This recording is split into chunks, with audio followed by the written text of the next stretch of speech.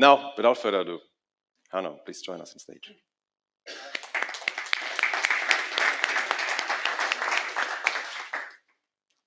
Hi, great to see you. This is mine. Yes. Good morning. You can hear me well? This is all working okay? Right, I'm not AI, I'm a real speaker. And I'm clearly 100 years old, as Lars just told you, but I'm not. When Lars called me a few months ago to join you here, I was very excited. But I was also very surprised. I was surprised because this is a technology conference, an Insurtech conference, and Lars wanted to talk to me about what I've done as a CEO, running several insurance companies, building insurance companies under the Zurich banner. So I said, okay, fine. Hopefully it will be interesting for the audience. I'll share my experiences. 6 months ago, I actually retired because I'm not 100 years old, but I have reached retirement age from Zurich. And I started to work with a number of Insurtech companies as an advisor. I started to work with and advise companies like Goldman Sachs and Bain Capital.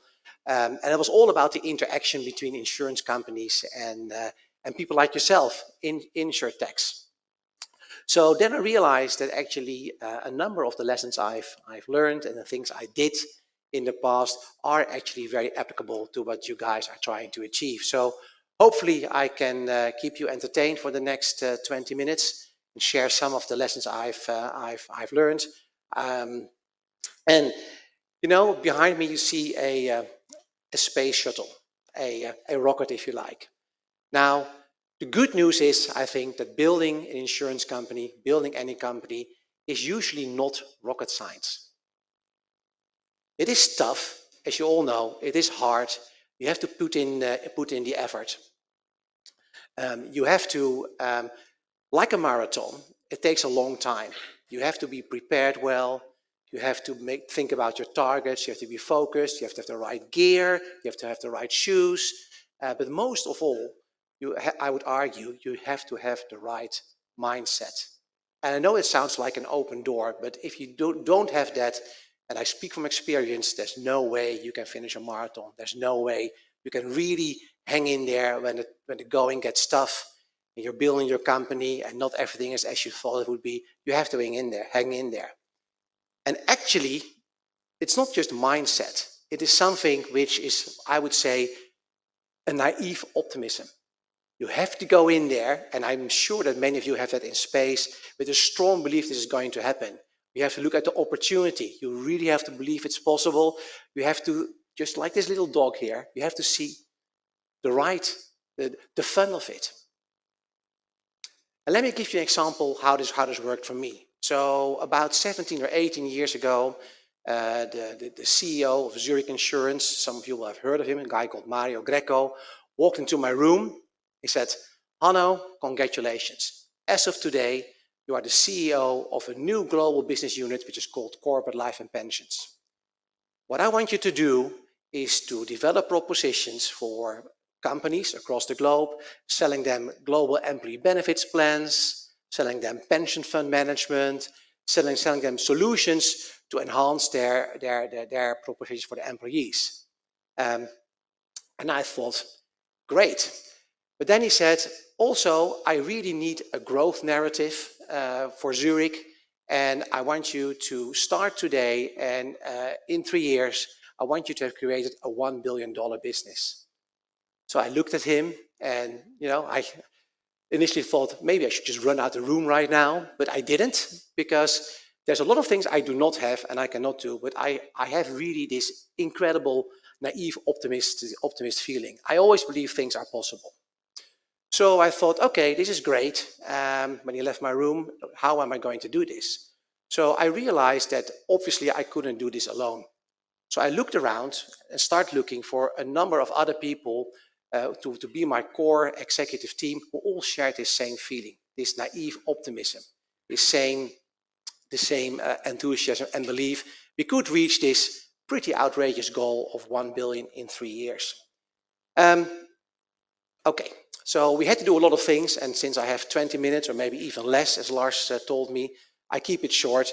And but I want to highlight one thing we did. What we really did was think very hard, again, you would think open door, obvious, about what our clients wanted. And what we realized was that Zurich already had a lot of corporate clients. Literally every Fortune 500 company in the world is a client of Zurich. But when we talk about clients, when we ask ourselves what the clients want, it was the wrong question. Because the real question is, who is actually the buying persona at the other side of the table? It definitely is not the risk or insurance manager at Audi or IKEA or anywhere else who's buying normally insurance. We were selling employee benefits. We were selling pension. We were selling group risk policies. So, I mean, the secret is almost in the name. We were talking about people, propositions for people. So we had to start talking to the decision maker on the other side, which was the HR person or the pensions actuary or a pensions actuary with HR knowledge. It sounds very obvious, but it was a new concept. So I had to hire a team which was actually able to put themselves in the shoes of the person at the other table. And again, this is not rocket science, but how many times, ask yourself the question, do you really think who you want to talk to? What is driving this person? Of course, he has a job to do, he's responsible for the pension plan, but what are his personal ambitions? How is he successful? How will he feel that he adds value to the company? So what I started out doing was actually hiring salespeople, but not your traditional insurance salespeople. I started to hire actuaries, pension actuaries as salespeople. Now, I can say this because I'm an actuary myself, and I know there are some actuaries in the room who are not traditional actuaries, but I bet that those of you who have dealt with actuaries will think, Hanno, are you crazy hiring actuaries as salespeople? But actually, and I will cut the story very short, these actuaries had the right mindset, had the same naive optimism. Of course, they had the tools and the propositions, but most importantly, they had this naive optimism. They didn't shy away from the $1 billion target in 3 years. And actually, they made it. They actually made the target in less than 3 years. And 2 years later, they passed the 5 billion. And by the time that I moved on to become the CEO of the next unit, I'll talk about it in a second, we were close to 10 billion. So that's an interesting story, right? I think it is fascinating how that actually worked. And many people around us told us it couldn't be done. I think, Lars, you were there, right, at Zurich at that point in time. But of course, that was not the only thing. Another thing a lesson I'd like to focus on is about my role. Because what was I? I was the CEO, but that's just a word. It's 3 nice sounding letters. But actually, I wasn't. I was the chief communications officer. I was the chief PR officer. Because what did I have to do? I had to make sure that when the company was growing, that we kept this mindset across the globe. I had to build a bridge between the new company, which was a global company, working in a very localized organization. Because don't get me wrong, for those of you who are dealing with global insurance companies, they are not global at all. Allianz, AXA, Generali, yes, they are in 30, 40, 50 countries, but they are basically local insurance companies run by a local CEO. And I think it's that the way it should be, with a thin global layer. So when I come in as a CEO of a big global business, I have to make sure I get all these local CEOs on board. I have to take away their fears. I have to build a bridge to make sure our goals align. I have to build a bridge. I have to manage the group CFO of Zurich, because I have to convince him, a very conservative, very good, but very conservative CFO, that he has to invent in a new venture. You know, the money you guys are looking for when you talk to insurance companies. Their insurance companies are by default afraid to things and they don't understand, even if they say they like it. I had to build a bridge to him. I had to build a bridge to the chief risk officer, the chief legal officer, the chief compliance officer of Zurich, just as you need to do when you deal with insurance companies, because these people, they are there to minimize the risk. So how do you do that? How do you manage that? How do you close this gap? So I was the chief communications officer. And what I was doing continuously was spending all of my time on on taking everybody along in our journey in the mindset. And at one point in time, I had to show up for one of Zurich's investor relations days. And we had all these big analysts from the big New York banks and the big London banks. And one of them actually said to me after I told him the same story like this, although, being analyst, I gave them a bit more numbers. He told me, Hanno, what you have been doing is building a cult. And he meant it in a positive way. And I thought it was a badge of honor, because that was what I was doing and what my team was doing. I was the chief cult leader. So, $9 billion further, Mario called me again, and he said, Hanno, we just did this great thing. We bought this huge MGA. It's actually based in Sydney. It is only into travel and medical travel insurance, and they have a great model. We want them to become a global leader, but unfortunately, it is the product of 7 or 8 acquisitions in the last 2 years. They bought Travelex, which I think you all know, travel services in the US. They bought a big travel insurance in Latin America. They bought, I'm not sure, I think there's some people from India in the room. They bought Insurtech in India. They bought a couple of technology companies. So I want you to apply the same kind of method you did for the employee benefits business and turn this and please come back to me only when you are a top 3 player in the world in this area. So, a huge challenge. I didn't know anything about travel insurance. I didn't know anything about the MGA actually. Before Mario left my room, he said, by the way, I want you to start next week. It's in Sydney. So I had to take my 4 kids and my wife there and my dog, which was a big problem, traveling the dog to Australia. But again, I had this naive optimism. I thought, okay, the travel, I don't know anything about it, but I love traveling. We all love traveling. So travel insurance is related, must be interesting. Let's give it a go. So I moved to Sydney and got my recipe book again. I made sure I had a team around me which didn't shy away from a big challenge. I spent a lot of time, but now from Sydney, to build these bridges to all these different companies, to the people from Travelex, to the people from Tech in India, to the company we had in Europe, and started to think again, when we have this mindset right, how are we going to sell this? How are we going to make sure we reach the right people? And the clients, of course, in the end, are the people like you and me. When we travel, you buy insurance, but actually the real clients were the big distributors, which was the next new frontier for me, because the distributors were not the Aons or the Marshes or the Willis Towers Watsons of this world. The distributors were actually companies like Booking.com, which I'm sure you all know. They were Virgin, they were Lufthansa, they were the big travel agencies and the big airline companies. So again, I thought, okay, I have to wear the shoes. I have to wear the appropriate shoes. I have to put myself in the mindset of the people buying this travel insurance. So I applied the same trick. I hired the chief commercial officer from Virgin Airlines and asked her to build a team, not of actuaries this time, but of people who come from the travel industry and speak the same language, are able to close the gap to the people at Booking, at Virgin, at Lufthansa, etc. And by the time I was asked for my next CEO role, we built this company indeed into the 3rd largest travel company in the world, travel insurance. And I bet that most of you have never heard of them. So for me, that was a great eye-opener. Also how you can actually, as an insurance company, embed an MGA, still keep it at arm's length, and turn it into a successful company. So, done that.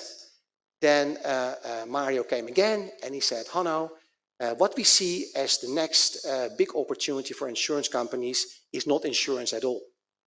We are sitting on the largest corporate portfolio in the world, and what we see is that all these big companies, all these clients, what they want is advisory.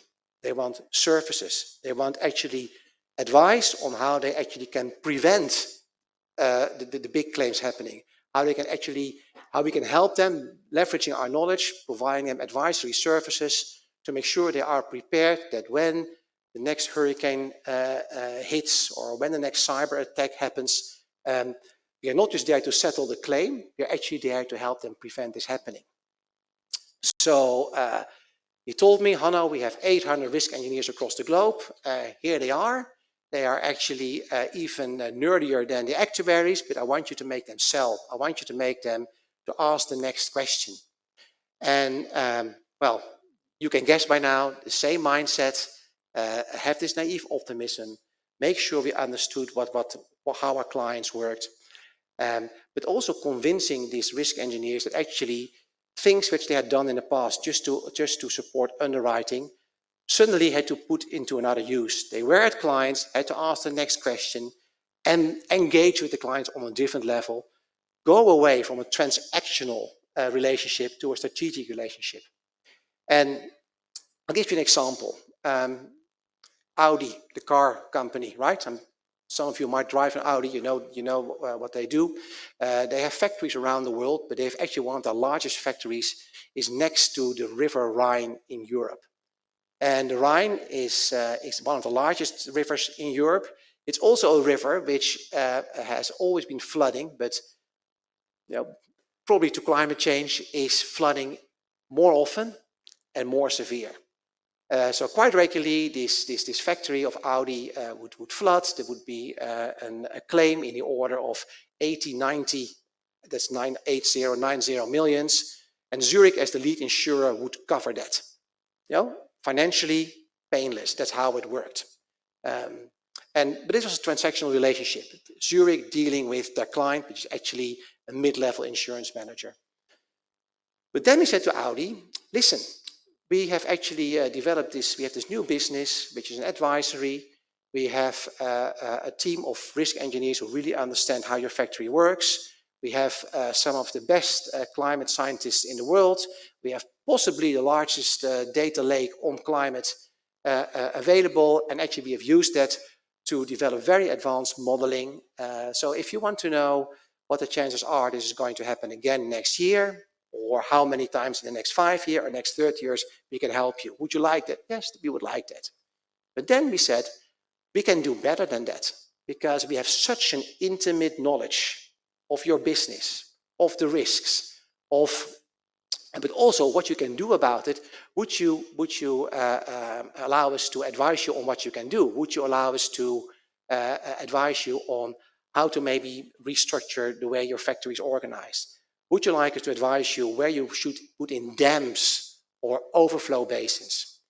To make a long story short, Audi did that. And when the next flood happened in the Rhine, and actually it was the mother of all floods in Europe in 2022, nothing happened. There was no stop in the production of cars. There was no damage to the factory, but there was no financial issue. But what has happened was that actually the discussion, because we really put ourselves in the shoes of Audi, because we really moved beyond risk transfer. We suddenly had a relationship, not with the risk manager, but with the country CEO in Germany. And actually, I gave a presentation like this for the board of Audi. And this is the kind of services, the added value, which insurance companies are all desperate trying to achieve. Every single insurance company, my former company, Zurich, but Allianz, AIG, Swiss Re, but also the brokers, Aon, Willis Towers Watson, look at what they're saying. They're all trying to build services. And they find it very hard because they don't always understand how to close these bridges to the clients. Anyway, now, so I retired from that job, had turned that company was now, according to Zurich's annual report, the fastest growing business in Zurich, extremely profitable compared to insurance. But I traveled the entire world for all these jobs for the last 30 years. And I thought, well, I still want to keep on traveling, but I want to have more free time. So I retired. But before I knew it, as I mentioned, I started to work with Goldman's and Bain and others, and joined a couple of small Insurtechs. And then I realized that everything I've been telling you, and you make it, of course, specific, and you have to have the right technology and what have you, applies very much to what these entrepreneurs are dealing with. And one of the companies I joined as an advisor, and actually I think we have one of the board members even in the room coincidentally, is a company called Yaroa. And Yaroa is a Swiss Insurtech which is digitizing the claims processes. They have a team which is a CEO who are really good in what they are doing. They fully understand the technical processes. They know how to build the digital models. They know how to embed that into an insurance company system. They know how to actually link it to the legacy systems of insurance companies. But what they didn't understand, or not well enough, but realized they didn't, was actually how they could do the things I was just explaining. The CEO realized that he needed help to build these bridges to the insurance company. Because he realized, and that's maybe the message I would like to give you, that building an insurance company, building collaboration with an insurance company, is not rocket science. It is a bit of science, but more of it is art, and it's the art of building bridges. And there's maybe a bit of, maybe a bit of an aspirational statement which is behind you. But if you want to fly, yeah, I hear it. If you want to fly, if you want to be successful working with an insurance company, if you really, really, really want to accelerate your growth and get into the blood cells, the DNA of an insurance company, you have to make the right connections. You have to build the right bridges. If you do it, you can fly. Okay, 20 seconds late. Lars, how did I do? Thank you. Thank you very much. Thank you, Hanno. Pleasure. Thank you for being with us. Yeah, and I think you have been on time. There you go. Thank you so much for being with us. Look, I really invited Hanno because I thought I've already admired what he's done in a complex organization of almost 50,000 people to be able to build companies. And I think we all struggle exactly with this. He managed 3 times while I've been there. So I believe, and it's coming back to, we talked about yesterday, small books of work that we have in AI,